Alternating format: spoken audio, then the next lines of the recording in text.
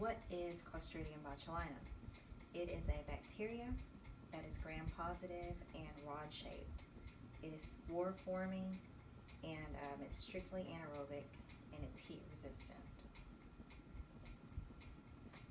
Where does it come from? It can be found in soil, untreated water, improperly canned foods, the intestinal tracts of fish, mammals, and birds. It can also be found in the gills and viscera of crabs and shellfish. It's also found in low acidic environments, decaying vegetation, raw foods such as honey and eggs.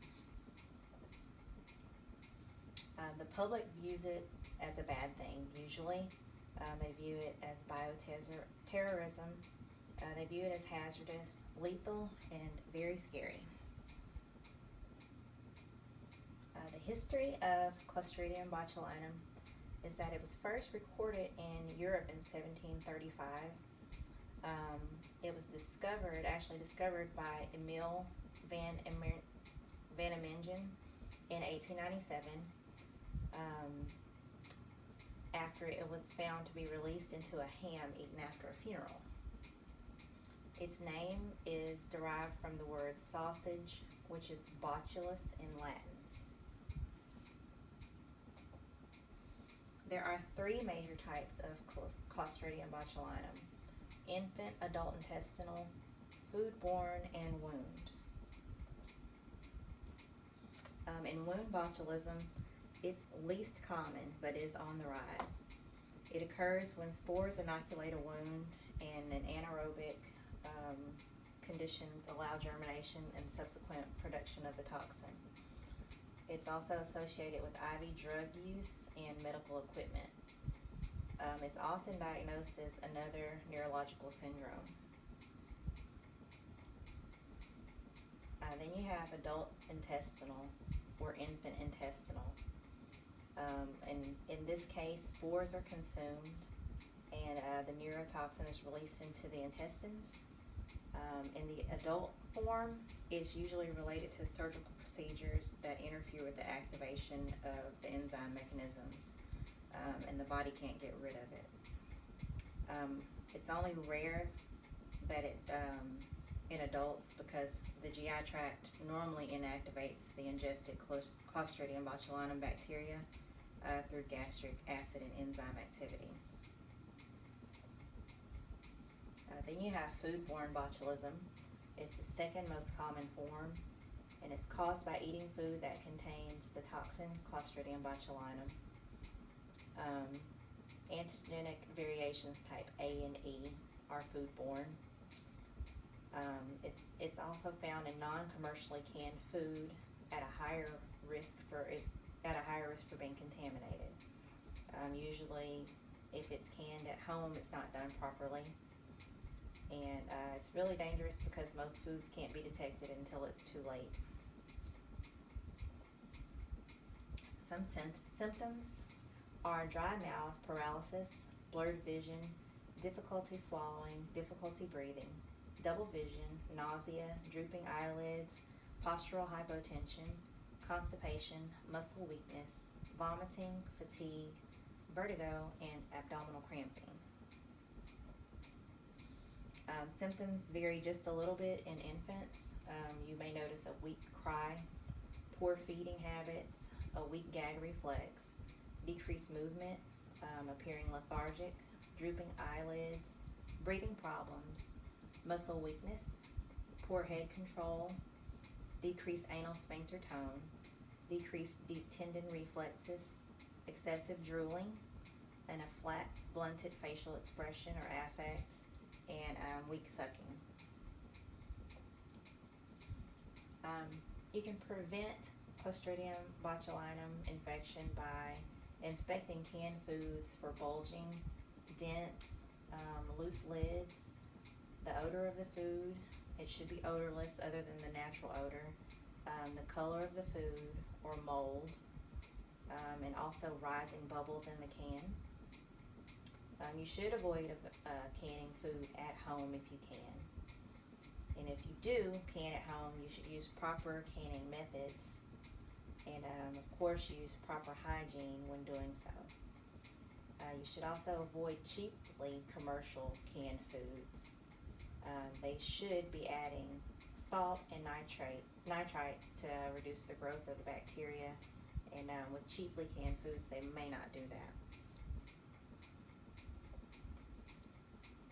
The importance of Clostridium botulinum research is to defeat the bioterrorism attacks that can be used, also to reduce outbreaks, and research is done because there are therapeutic uses, and it can also be used to help create cure or therapy for neuromuscular diseases. Transmission of Clostridium botulinum. It mostly comes from improperly cooked food. The conditions to produce the toxin are not completely understood. It can also be injected,